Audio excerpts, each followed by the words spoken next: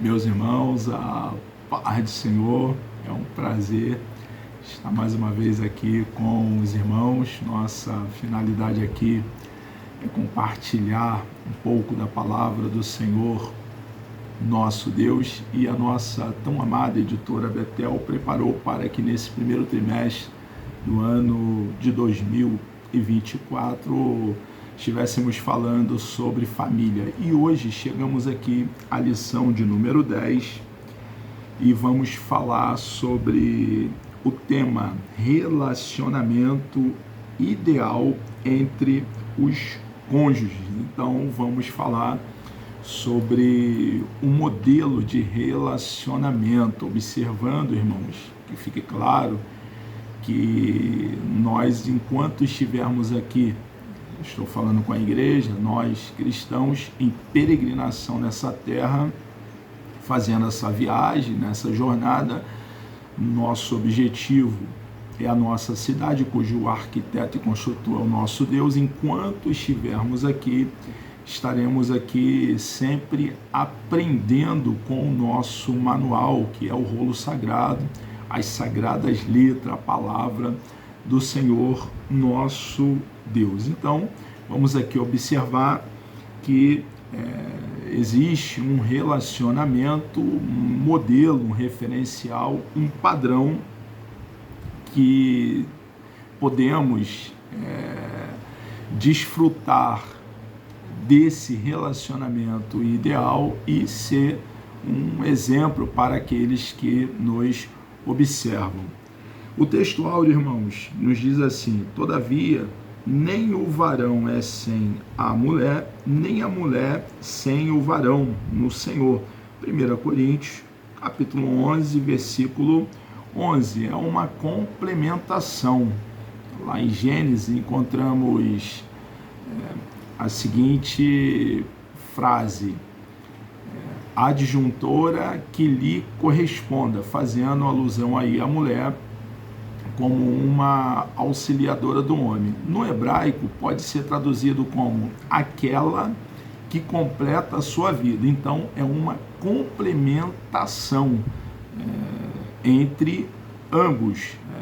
O que falta no homem, a mulher vem para complementar, e o que falta na mulher, o homem vem para complementar. E ambos, irmãos, são uma só carne. É o que Adão bem observou quando o próprio Deus trouxe a mulher para ele. Ele disse: essa agora é osso dos meus ossos e carne da minha carne. Então, quando Paulo faz essa colocação aqui à igreja que estava na cidade de Corinto, todavia nem o varão é sem a mulher, nem a mulher sem o varão no Senhor. Então, está falando para a igreja, nós que estamos em Deus, fundamentados e arraigados em Cristo, e devemos entender que há uma complementação, a despeito de o varão, o homem, ser o cabeça da mulher, no sentido de ser o líder, o provedor, o supridor, aquele que protege, aquele que ampara, que dá todo o apoio à sua esposa. Há uma complementação. A mulher não está aí para ser pisada pelo homem, pelo contrário.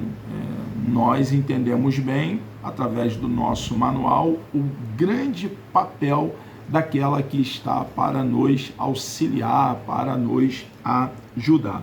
Verdade aplicada: o marido deve amar sua esposa como a si mesmo. E esse amor, irmãos, é um amor sacrificial. O que você está falando, irmão Luciano?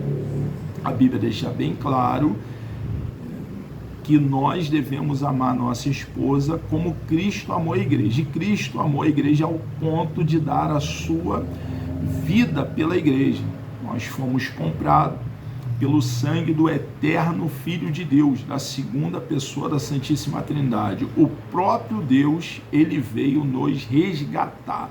E nós devemos amar nossa esposa como Cristo nos amou. Então, devemos amá-la ao ponto de que, se preciso for, dar a nossa vida pela nossa amada esposa. O marido deve amar a sua esposa como a si mesmo, e a esposa deve respeitar o marido, honrando como cabeça do casal. Essa esposa recebe então um amor tão grande da parte do seu marido, como já acabei aqui de elencar, e ela se submete ao seu marido. Essa palavra sujeição, se submeter, significa que ela apoia a missão do marido, está ali para ajudar a missão que esse marido recebeu da parte de Deus. E é muito tranquilo para uma mulher se submeter a um homem que a ama, a ponto de que, se preciso for, dar a vida por amor a essa mesma esposa. O objetivo da lição são 3: mostrar fundamentos do relacionamento conjugal. Vamos falar muito a respeito desses fundamentos aqui do relacionamento conjugal. Também explicar pontos que facilitam a harmonia do casal, né?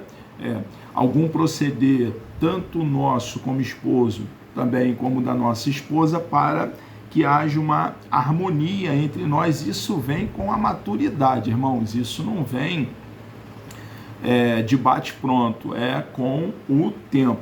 Falar sobre a mutualidade, reciprocidade e cumplicidade. Também aqui, no último tópico, vamos falar muito a respeito desses pontos. Texto de referência, são 2 textos que o nosso comentarista, nosso professor, está usando aqui para apoiar, calcar esse tema.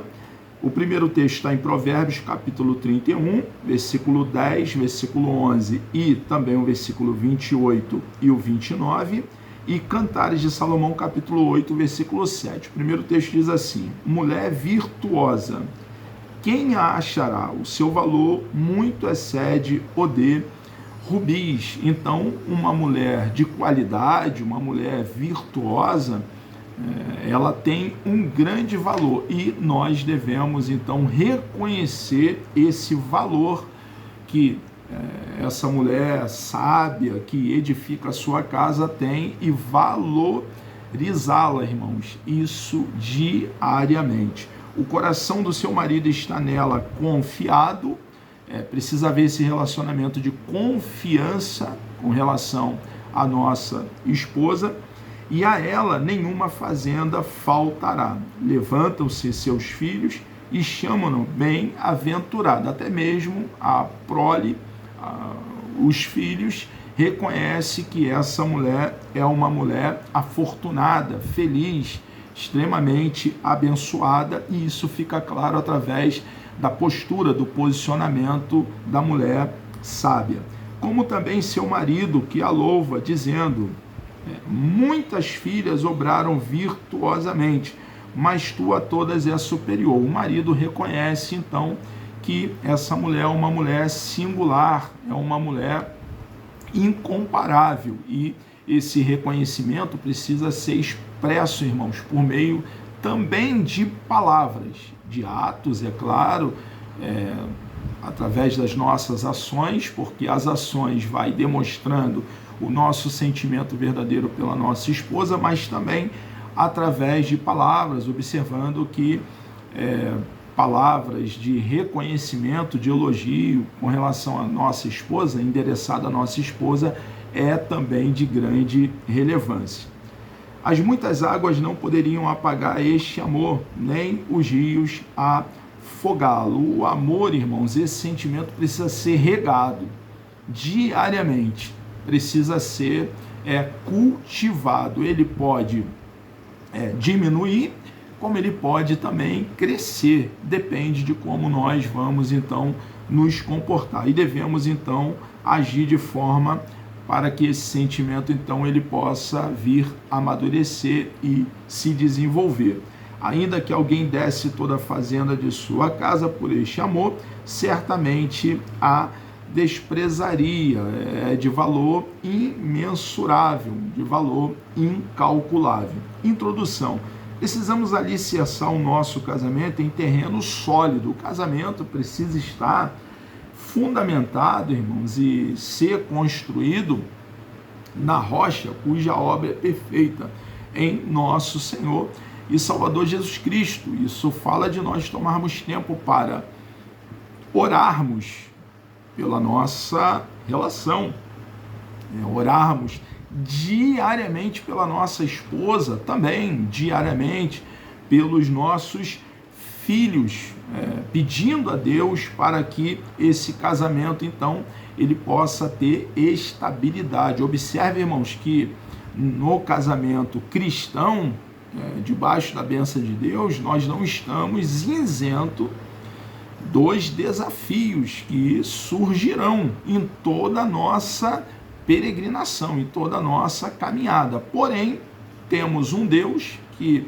está conosco e que podemos contar com Ele e buscar nele ajuda em todos esses desafios, e Ele, o próprio Deus, nunca vai nos desamparar. Esses desafios surgirão para um desenvolvimento, um amadurecimento do casal.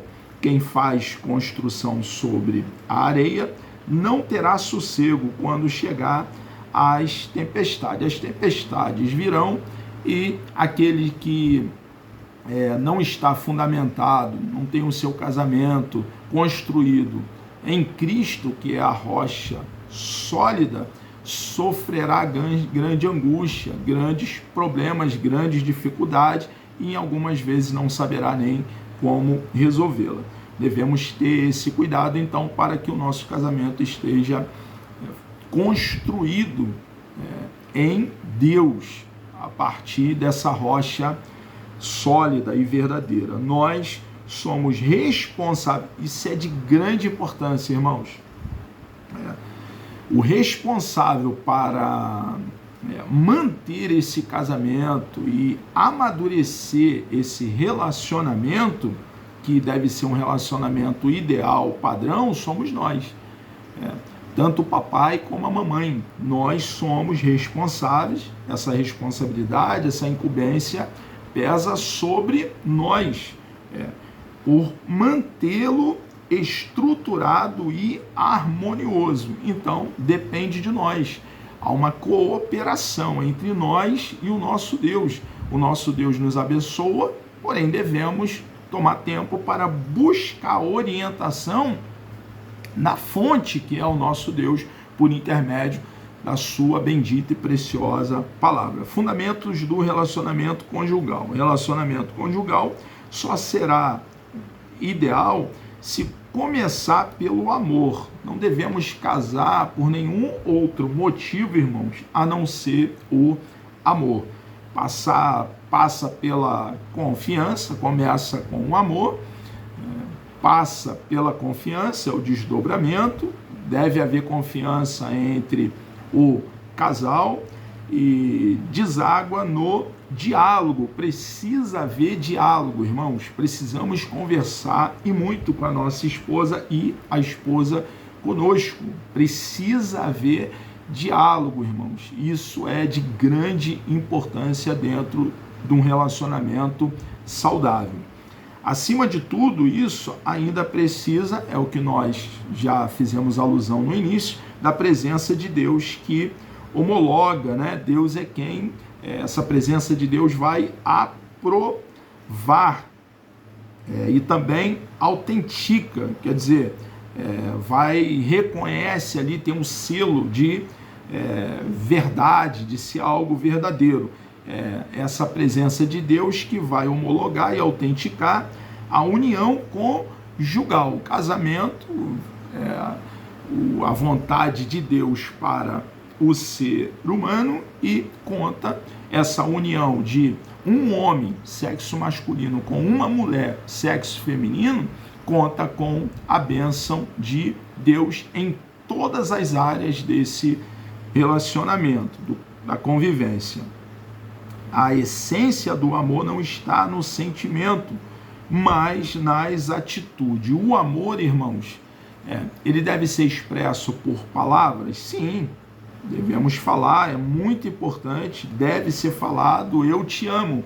Porém, irmãos, o amor genuíno e verdadeiro, ele deve ser expresso pelas ações, pelos nossos atos, pelas nossas atitudes. Devemos estar atentos. Assim como, por exemplo, a fé robusta, de qualidade, genuína, o desdobramento dessa fé são as obras. Uma fé sem obras é uma fé morta. Fé é algo subjetivo, não vemos fé. Como sabemos que Abraão foi um homem de grande fé? Pelos atos dele, pelas atitudes dele, pela postura dele, pelas obras de Abraão, nós observamos que Abraão foi um homem de grande fé, tinha fé robusta, fé de qualidade. Assim também, da mesma forma, o amor. Como nós observamos se o amor é autêntico? Pelas atitudes, pelas obras, pelo agir desse homem, dessa mulher, desse homem com relação a sua esposa, da esposa com relação ao esposo. Então, o amor, ele deve ser expresso por meio de palavras. Observe, palavras é muito importante, irmãos.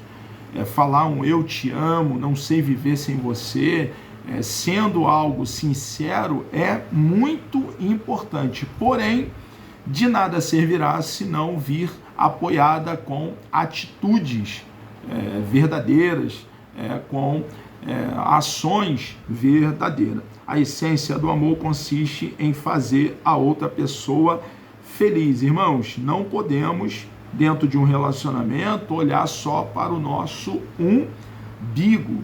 Nós precisamos entender que o nosso escopo, isso é algo muito natural. Nós estamos compartilhando aqui, mas isso é algo que vai acontecer naturalmente, de forma muito voluntária, muito espontânea. Quem ama tem a finalidade de fazer o próximo feliz, o alvo é a pessoa amada. Então, nós precisamos, em todas as áreas da nossa vida, buscar fazer o nosso cônjuge feliz. Relacionamento com amor. A essência do amor é algo indescritível, inexplicável, é singular, irmãos. Não há como mensurar, como analisar, como avaliar a essência desse sentimento, pois ele não se mede, não se pesa, não se qualifica. Amar de boca para fora, aquilo que nós já falamos, sem atitude que comprove o amor, não tem sentido, não é amor. Amor que não se manifesta através das obras, das atitudes, que demonstre esse amor, é um amor não verdadeiro, não é amor. Deus amou o mundo, temos o exemplo no nosso próprio amado Deus, o Deus de toda a graça. O nosso Deus amou o mundo e de tal maneira que tomou a atitude. Qual foi a atitude? Dar o seu único filho. Evangelho de João, capítulo 3, versículo 16. Qual é a prova do grande amor de Deus? É a cruz. Claro que quando faço alusão à cruz, eu estou fazendo referência ao acontecimento naquele madeiro, naquela pequena colina chamada Gólgota, lugar da caveira, que na ocasião estava fora dos muros de Jerusalém. Depois, passado um tempo, houve o que nós chamamos de ampliação do terceiro muro e o Gólgota passou a estar dentro dos muros de Jerusalém. Porém, na ocasião, estava do lado de fora da porta, do lado de fora dos muros de Jerusalém. Milhares e milhares de pessoas viu aquele ato ali. Onde nós vemos o amor de Deus? Quando nós olhamos para a cruz. Quando nós quisermos saber o grande valor que por nós foi pago, preço da nossa redenção, olhe para a cruz. Quando quisermos entender a seriedade do pecado, olhe para a cruz. Então Deus deixou bem claro que nos amou pela atitude que ele tomou em prover um meio, em prover um caminho, uma porta de retorno a ele mesmo, o próprio Deus, e essa porta é o nosso Senhor e Salvador Jesus Cristo, esse único caminho que devemos palmilhar o nosso Senhor e Salvador Jesus Cristo. Não adianta amar com palavras e decepcionar com atitudes. Amar uma pessoa com o seu amor pode não ser o amor que ela espera receber de você. Isso aqui, irmãos, essa orientação, essa verdade é de grande relevância. O que? Procurar identificar, irmão, o que faz a pessoa feliz. Cada mulher, assim como cada homem, irmãos, é uma pessoa única. Devemos, então, através do diálogo, isso vem com o tempo também, não podemos ser alguém desapercebido, distraído, mas fazer uma análise, uma avaliação e entender o que agrada a essa esposa, a esposa entender o que agrada a esse marido e fazê-la feliz, fazer o que agrada. E tem a importância também de a esposa falar para o esposo o que lhe agrada e o esposo também, né, falar para a esposa o que lhe agrada. Precisa haver esse diálogo entre o cônjuge. Investir numa coisa que não traz felicidade para outra pessoa, mesmo que você ache o máximo, não renderá muita coisa. Precisamos, então, entender o que o cônjuge, no caso aqui a esposa, se agrada, o que lhe deixa feliz em todas as áreas dentro do casamento, dessa união conjugal, e fazer aquilo que agrada o próximo. Relacionamento com confiança é também de extrema importância que haja confiança, irmãos, entre ambos. Em algum momento pode ocorrer algum ciúme e uma pitada de ciúme pode ser até saudável, uma proteção ao casamento, ao relacionamento, tranquilo. Mas se esse ciúme for algo que leve a extremos, é algo danoso, nocivo, deletério e precisa ser evitado. Precisamos, irmãos, estabelecer um relacionamento de confiança. Observe que para adquirirmos a credibilidade leva tempo, mas para perder, irmãos, é fração de segundo. Então devemos ter muito cuidado, cautela para ganhar a credibilidade e mantê-la. O diálogo deve ser com uma linguagem simples. Devemos conversar com a nossa esposa tranquilo, numa boa. Isso deve ser algo muito natural, muito espontâneo, irmãos. Deve haver esse relacionamento de diálogo entre nós. Deve ser uma linguagem simples, objetiva, de fácil compreensão, sem rodeio e com educação, né? Respeito e verdade. Se em algum momento houver aí uma aspereza, né? Porque nós não somos perfeitos, se dissermos que não temos pecado, não há verdade em nós, a palavra de Deus, nosso manual nos afirma essa verdade. Se em algum momento faltar educação, houver uma aspereza, não for um bom dia, tiver ali o esposo ou a esposa um pouco estressado, trabalhou muito durante o dia, alguns desafios durante o dia, que possa haver aí um pedido de perdão e uma aceitação também de perdão. A base é uma aceitação desse pedido de perdão. A base do nosso perdoar é o quanto nós, cristãos, cada um de nós, você, minha irmã, meu irmão, eu, nós, a igreja, fomos perdoados pelo nosso Deus.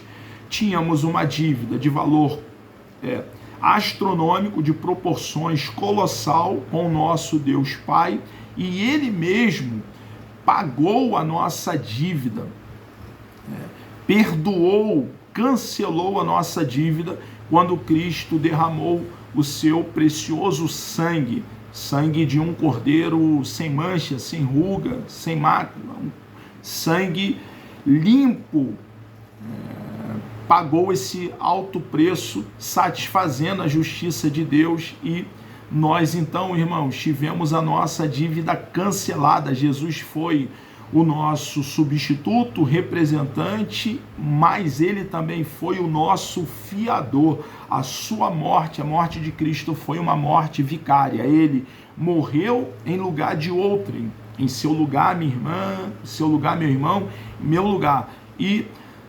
nós, irmãos, então, uma vez tendo sido perdoado, cancelada a nossa dívida, temos aí a base do perdoar aqueles que nos ofendem. Por maior que seja a dívida que o nosso semelhante tenha conosco, não se compara com a grande dívida que foi pago, e foi pago não por você e não por mim, mas pelo eterno Filho de Deus, a segunda pessoa da Santíssima Trindade. Então a base do nossa aceitação de perdão e o pedir perdão é o quanto nós fomos perdoados pelo nosso amado Deus. A educação firma qualquer relacionamento, o respeito mantém o poder de diálogo, a verdade sobressai a qualquer posição contrária. Quem edifica a sua casa com mentiras está edificando na areia, uma chuva de verdade a destruirá. Irmãos, nós cristãos devemos odiar a mentira, porque o pai da mentira é o diabo. Nós devemos amar a verdade e o nosso relacionamento deve ser estabelecido com a verdade, tendo por base a verdade.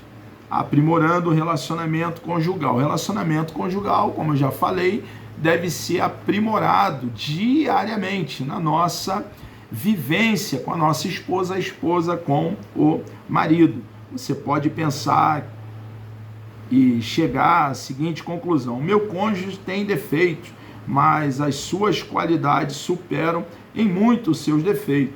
Não troque o todo por parte. O que ele está dizendo aqui? Que devemos, irmãos, buscar melhorar. Isso passa pelo diálogo, isso passa por uma autoavaliação, devemos fazer uma autoavaliação, ver o que pode ser melhorado e buscar essa melhora. Conflitos entre marido e mulher vão acontecer. É impossível, irmãos, que não haja desafios dentro desse casamento, relacionamento cristão super abençoado pelo nosso Deus. Vai haver conflito, né?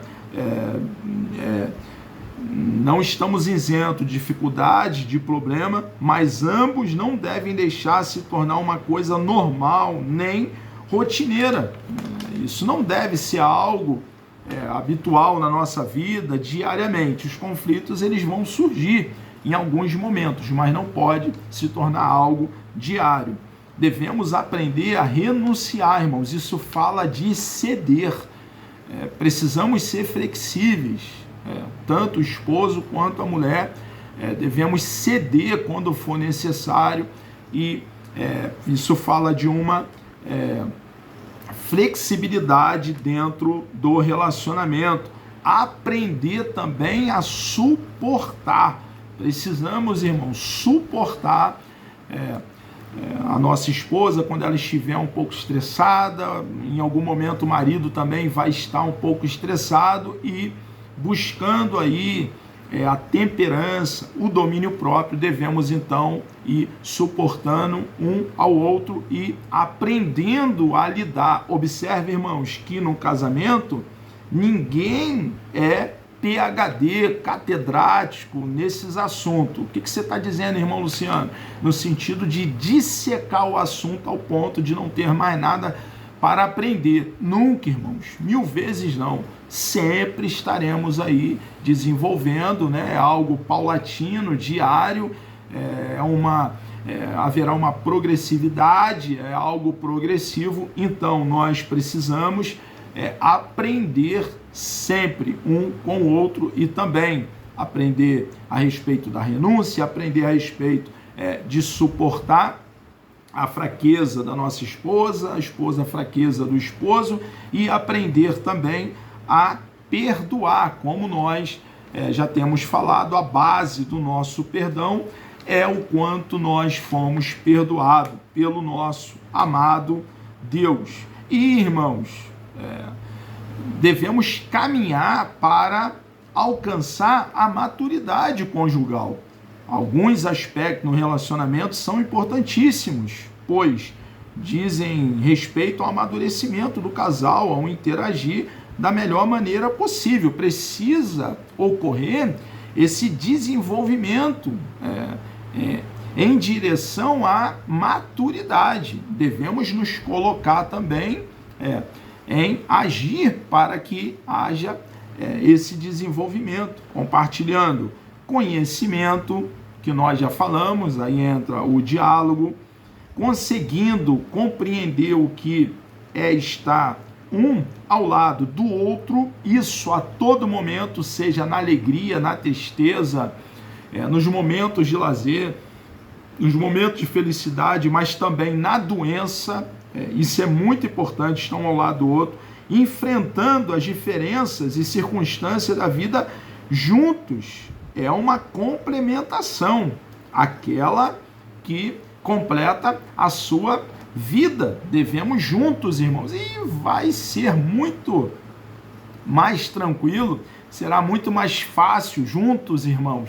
O cordão de 3 dobras não arrebenta com facilidade. É o cônjuge e um Deus eterno, junto com o cônjuge, para poder nós aí saltarmos todas as muralhas que porventura se apresente diante de nós, e algumas se apresentarão. Então, não estamos só, estamos juntos, unidos, esposo a esposa, unidos nas diferentes circunstâncias para vencê-las juntos, avançando na maturidade pelo desenvolvimento comportamental, emocional e também mental. É de grande ajuda, então, quando entendemos que não estamos só, temos na nossa esposa, a esposa no esposo, alguém que está ao seu lado, que puxa para o mesmo lado, que está com o mesmo objetivo, a mesma finalidade, e cada um dando a sua vida para um casamento ideal, um casamento padrão, ambos cumprindo a sua missão, a missão que receberam da parte do próprio Deus. Relacionamento com maturidade significa o quê? Abrange mais de uma pessoa. Cada pessoa tem e continuará tendo a sua individualidade, como nós já falamos. Mas no casamento não é aceito o individualismo, irmão. O que é isso? É o eu, o egoísmo, o egocentrismo ficaram para trás, já era, né? Se isso ocorreu alguma vez, quando nós éramos solteiros, tudo bem, mas hoje não mais. O cada um por si não existe mais, irmãos. Gênesis capítulo 2, versículo 24, Eclesiastes capítulo 4, versículo 9 ao versículo 12. O que era solitário agora é mútuo. Estamos juntos, irmãos. Temos um companheiro, o companheiro tem uma companheira, e juntos, irmãos, vamos, arraigado e fundamentado em nosso Deus, no braço poderoso do nosso Deus, vamos vencer todas as barreiras, todas as dificuldades que se apresentarão. E quando ocorrer os obstáculos, irmãos, porque vamos palmilhar por uma vereda betumada por espinho, a finalidade desses obstáculos, irmãos, são nos amadurecer, nos desenvolver, e vamos no mano a mano, no tete a tete, encará-los com coragem para sair dessas dificuldades mais fortalecidos, mais amadurecidos. Que era solteiro agora é casado, somos casados, temos uma esposa, a esposa tem um marido. O que era individual agora é um conjunto. Que isso, irmãos, isso fique cristalino em nós, dentro de cada um de nós. Quem não renuncia à vida de solteiro não serve para estar casado. Então, precisamos deixar nossa vida de solteiro, com as práticas de solteiro, para trás. É algo que tornou-se obsoleto, caducou para nós que hoje somos casados. No casamento não deve ter separação de bens, isso não pode ocorrer, não cumpre o modelo bíblico para nós, do nosso manual, o rolo sagrado, a sagrada letra. Não pode aí ter separação de bens. Esse patrimônio é meu, esse patrimônio é seu, os bens são dos dois, né? Permanecem, porque permanecem casados. Então, tudo que adquirimos dentro do casamento não é de um ou de outro, é nosso, né? Pertence aos cônjuges. É o modelo bíblico, bem pautado, respaldado, fundamentado na palavra do nosso Deus. Na mutualidade, o que é meu é seu também. O que eu participo, você participa também. Não podemos, irmãos, esquecer que tudo que temos é dado pelo nosso grande Deus, o grande eu sou, o eterno. Somos aqui mordomos. Nada do que temos, irmãos, de tudo que temos, nada veio de outra parte. Pelo contrário, tudo veio do nosso Deus. Então somos mordomos, administradores, e devemos gerir da melhor forma possível. Vamos passar em breve estaremos nós, cristãos que cremos em Cristo de todo o coração, para sempre com o nosso Deus, e tudo que o nosso Deus nos deu vai ficar por aqui para os nossos filhos desfrutar, para os nossos netos. E os nossos filhos sendo bem orientados biblicamente, e os nossos netos posteriormente sendo bem orientados pelos nossos filhos, e em parte por nós, vão dar prosseguimento e com esses ensinos também aos seus filhos. Então, o que eu participo, você participa, é tudo nosso também. Onde eu estiver, você poderá estar também. Não existe essa coisa de que eu vou num lugar e você não pode estar nesse mesmo lugar. Pelo contrário, onde a nossa esposa não pode estar, eu também não posso. Onde o esposo não pode, a esposa também não pode estar. Então, onde estiver um, deve estar o outro também. É claro, irmãos, que nós aqui não estamos falando, a Bíblia nos dá sabedoria, que a nossa esposa não pode ter amigas e sair com as suas amigas. Não é isso, né? 1000 vezes não. O esposo não pode ter amigos e sair com os seus amigos. Claro que pode. Nós estamos dizendo de lugares proibidos que o esposo não pode ir, ou a esposa não pode ir. Isso não existe, irmãos, né? Onde eu posso ir, minha esposa pode ir. Onde minha esposa pode ir, eu também posso estar junto com elas. É osso dos meus ossos, carne da minha carne, irmão. Nos tornamos um só. Existe uma unidade, irmãos, sem prazo de validade. É até que a morte nos separe. Os meus amigos são teus amigos também, depois de casado, ou são amigos dos dois, ou não pode ser amigo só de um, para não causar aí ciúmes, irmãos. Então, é uma mesma mesa, uma mesma cama, um mesmo lazer e uma mesma férias. Isso é muito importante, porque já tem relacionamento, irmãos, de pessoas que dormem em camas diferentes, vivem em casa diferente, sendo casados. Isso é influência de uma sociedade doentia, uma sociedade corrompida e deformada.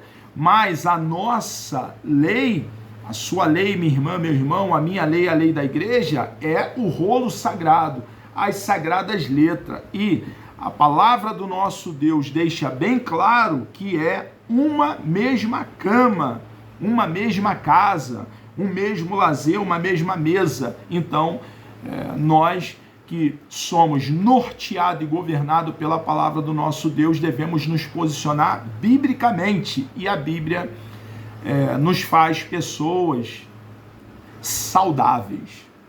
Relacionamento com reciprocidade significa dar e receber. Então, é uma troca. A rua tem, a via tem mão dupla. Dar e ao mesmo tempo de dar, também receber. Dar amor, receber amor, dentro da união do casamento, falando do cônjuge. Dar carinho, receber carinho. Precisamos entender que nós, como seres humanos, temos necessidade e precisa haver essa reciprocidade. Retribua todo esforço ou mesmo o menor benefício recebido da pessoa amada. Recompense o ato mais simples que receber. Dê valor no que a pessoa fez ou faz por você. O casamento é uma pista de mão dupla. Mãos abertas e braços estendidos, ombros amigos, um para o outro. Pague toda a benevolência. Tudo no casamento só é bom se atender ambos os lados. Se é bom só para um lado, apague. Não é bom.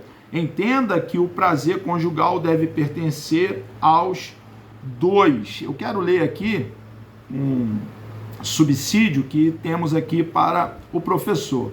Na reciprocidade, eu te ajudo, você me ajuda. Eu te socorro, você me socorre. Isso fala também da ajuda doméstica, irmãos. Nós não deixamos de ser homem por lavar uma louça para ajudar a nossa esposa. Nós não deixamos de ser homem, nós, marido, por, depois da nossa esposa colocar roupa na máquina, a máquina bater, ela pedir para a gente estender, ou ela lavar roupa, né? E ela estender e pedir para a gente recolher a roupa, irmãos. Nós continuamos sendo o mesmo homem. Isso fala o quê? Fala de uma ajuda. Ela não me ajuda? Eu ajudo igual. Ela não cozinha para mim, não lava minhas roupas, não está junto de mim para o que der e vier, eu preciso retribuir igual. Eu te presenteio, você me presenteia. Eu te faço feliz, você me faz feliz. Eu te respeito, você me respeita. Então, o alvo do esposo, o escopo do esposo, o objetivo do esposo é fazer a esposa feliz. E também deve ser o escopo da esposa com relação ao esposo, fazendo ele feliz. Tudo que for para um lado, vai para o outro também. Deve haver correspondência. Não pode só um ser beneficiado ou satisfeito os seus desejos e prazeres e o outro ficar a ver navio. Irmãos, nós, no ato conjugal, no coabitar, é o que ele aqui está fazendo referência, nós precisamos buscar dar o máximo prazer à nossa própria esposa, a nossa única mulher que temos, que é a nossa única esposa. Prazer à nossa esposa. E depois, a nossa esposa, então, é claro que é algo muito natural, porém, a nossa esposa, então, nos dá prazer. É colocado dessa forma porque nós precisamos ser sábio, inteligente. E o rolo sagrado, a Sagrada Letra, nos dá essa sabedoria. Não podemos agir de forma tola, ser aí um leviano, insensato, de só pensar em nós mesmos e depois virar para o lado e dormir. Não pode ser dessa forma, irmãos. Precisa haver uma apreciação antes, preliminares, e uma apreciação depois do ato, como se aprecia uma obra de arte, um quadro bem pintado. É dessa maneira, irmãos, que nós também teremos um casamento feliz. Isso faz parte de um todo. Há uma simetria, uma conformidade nas ações. E a Bíblia nos ensina, nos dando entendimento em todas as áreas da nossa vida e também de como nos comportar no relacionamento sexual. O sexo fora do casamento está debaixo da ira de Deus. Fornicação, adultério, prostituição e bestialidade.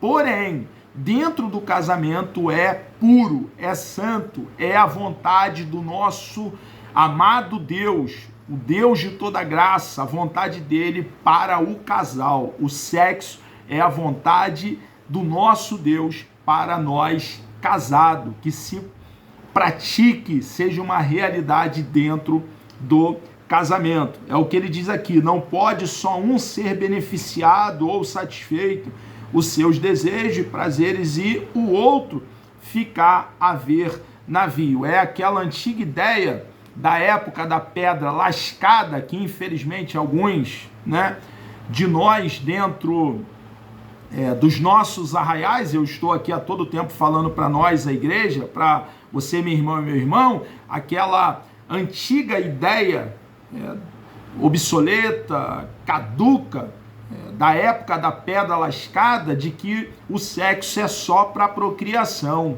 1000 vezes não. O sexo é para o prazer mútuo, para o degustar mútuo. O homem deve saborear a sua esposa e a esposa saborear o seu próprio esposo. Relacionamento com cumplicidade significa parceria, confiança e apoio. Faça parte do projeto e do processo, seja coautor. Então precisa haver, como já temos falado, confiança, apoio, cumplicidade. Os dois deverão assinar embaixo. Irmãos, antes da queda, no estado perfeito, havia cumplicidade. Não havia vergonha antes da queda. A queda ocorre em Gênesis capítulo 3. E depois da queda, com o entrar do pecado, depois que nosso papai Adão, nossa mamãe Eva, deliberadamente viram as costas para Deus, achando que sabia o que era melhor para eles mesmos e dar ouvido ao diabo, depois da queda, com a entrada do pecado na humanidade, aí sim, depois de Gênesis capítulo 3, ali do registro, há vergonha, mas no estado perfeito não há vergonha e não deve haver vergonha dentro do casamento. Deve ocorrer cumplicidade, irmãos, porque é a vontade de Deus que um homem do sexo masculino case com uma mulher do sexo feminino e sejam cúmplices um do outro. Se errar, erra os dois juntos. Se acertar, acerta os dois juntos. Ninguém ficará com peso de consciência ou levará a culpa sozinho do que deu errado. Planejamento de onde morar, de que tipo de casa, é dos dois. O veículo a comprar, a cor do veículo, dos dois. Deve ser conversado antes de ser adquirido. São atitude nossa, irmãos. Deve haver esse diálogo. Não podemos ser um ditador. Isso é pecado, irmãos. Precisamos conversar. Precisa haver companheirismo, cumplicidade.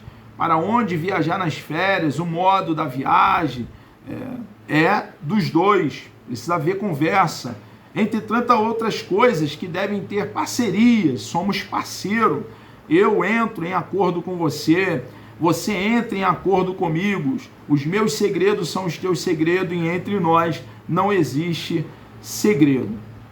Com a atenção e o cultivo diário dos cônjuges acerca dos princípios e cuidado exposto na presente lição, tendo cuidado de, uma vez tomando conhecimento dessas verdades, dessa lição em apreço, a lição de número 10, irmãos, nós teremos um casamento, então, ideal, um casamento padrão. O casamento será solidificado, estruturado adequadamente. Assim, o casal poderá desfrutar de uma vida conjugal sadia, saudável, duradoura, o que é a vontade de Deus para nós, cristãos, com a indispensável bênção de Deus, que é o melhor que pode nos acontecer. Meus irmãos, chegamos aqui ao término de mais uma pré-aula. Que Deus vos abençoe. Deus me dando vida até lá, querendo o nosso amado Deus. Na próxima pré-aula iremos discorrer sobre a lição de número 11, com o tema relacionamento ideal entre pais e filhos. Vamos orar? Deus amado, nós louvamos o teu nome, engrandecemos a tua pessoa bendita. Muito obrigado, ó Deus, por mais essa oportunidade que o Senhor nos concede, estarmos aqui, ó Pai, falando da tua bendita e preciosa palavra. Continue abençoando, ó Pai, o nosso casamento, o casamento de cada um, Senhor, que estará ouvindo essa pré-aula, nos dando, ó Pai, o teu norte, a tua orientação, porque queremos ser governados pelo Senhor. Meu Deus, muito obrigado, ó Pai, por esse momento, nos dê um dia abençoado. Por favor, meu Deus, abençoado e na tua presença. Nós assim oramos e lhe agradecemos, ó Deus, em nome de Jesus.